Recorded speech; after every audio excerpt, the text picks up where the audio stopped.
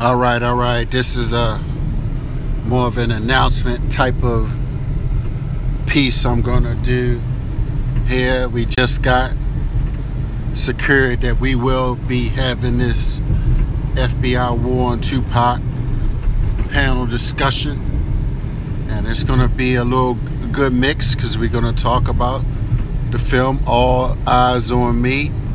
We also are gonna talk about some real insights from some people that both know Mutulu Shakur, who was Tupac's uncle.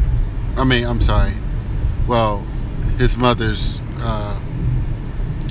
Afeni Shakur's not his father, but like his stepfather in a sense. As well as we're going to have John Patash, the author of the FBI War on Tupac. So we're going to look at this counterintelligence program very intimately. And we're going to have a sister that was at the African American Film Festival in Miami, Sister Ari Squires. And this is her second year, and she has a film called No More Chains. So it's just going to be dope, as well as Sister Chinyeri from the Baltimore music scene says that she will come. She's an artivist and poet. Been knowing the sister from the poetry scene for years. So it's going to be dope. But I wanted to share with you why I'm doing this, because people like Roland Martin and other so-called black progressive journalists have refused, or they did not have the depth and the width to even put a panel like this together, right? They didn't have a panel like this to they don't have that broad understandings to even begin to hold a controversial, what some may consider controversial, but hell, it ain't too much controversy to me. I'm like, look, this is what is alleged to have happened with some individuals giving artists drugs, trying to manipulate artists so that they can become promoters of various substances. And we know this from years ago. Coach Powell, who wrote the 40-ounce scandal. I don't know if anybody is aware of Coach Powell out there, but he wrote a book called The 40-Ounce Scandal, Volume 1 and Volume 2. And I read both of those books, and it was very insightful in terms of the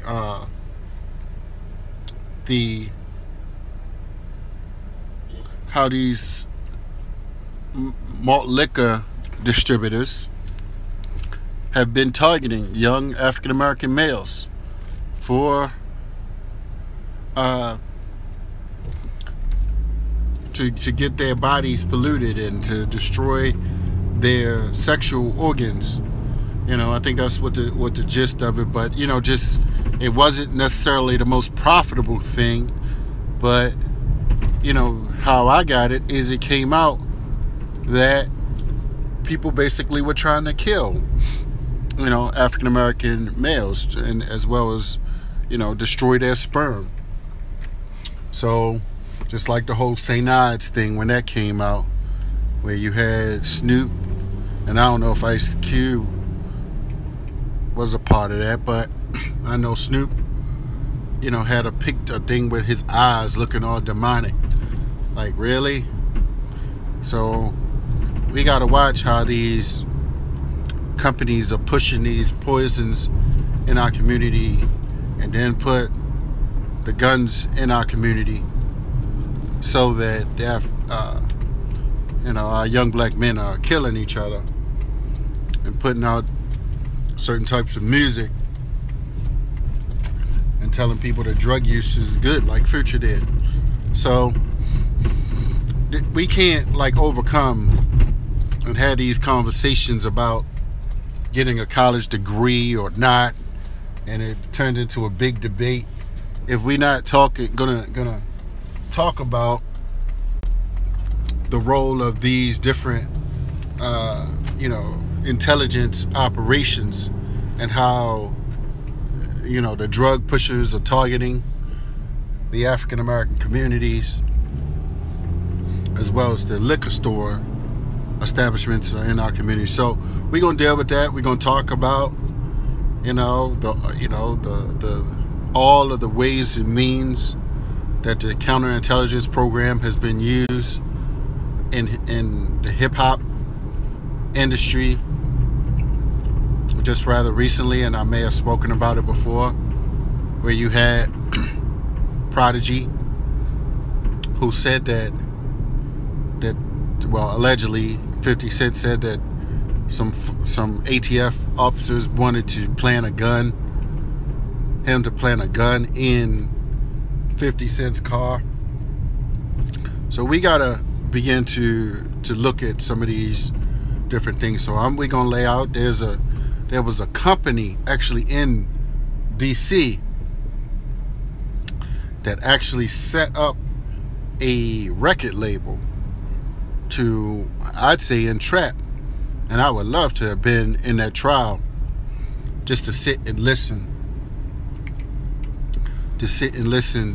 To hear how these young brothers, who may have started out as just wanting to be artists, but perhaps could have been coerced and manipulated into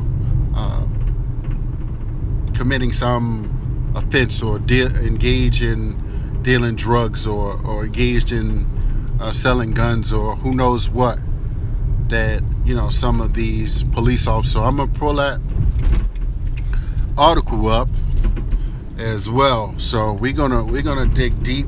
Matter of fact, I got Professor Griff's book, so we're gonna dig in that if Professor Griff is not available and around.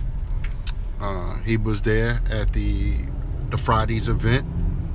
I'm sorry, the Sunday film, Black Friday, and I'll be in part 2 of that. I did the shoot last week. Professor Griff is in that.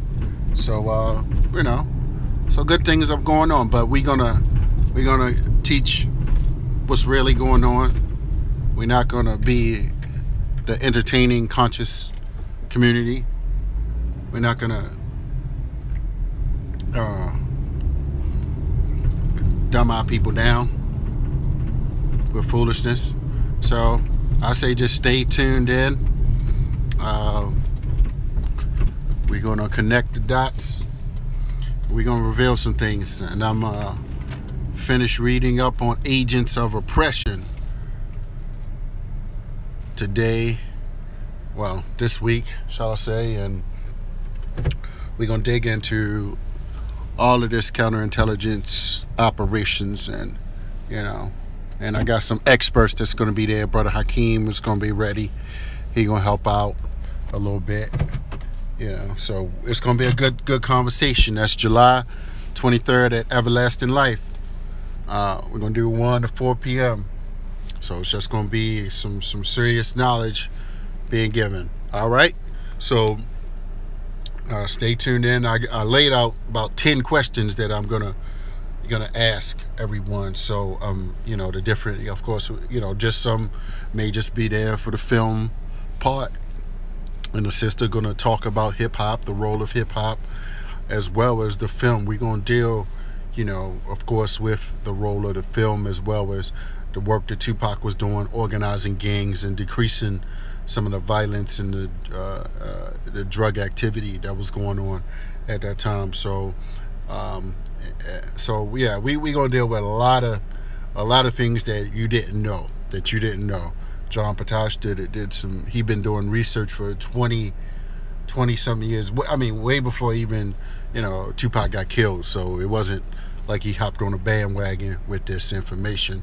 So he has some enlightening insights into all of this. So we're going to deal with a lot of that. All right, I'm out, y'all. Peace. Holla at the Success Scholar. Peace.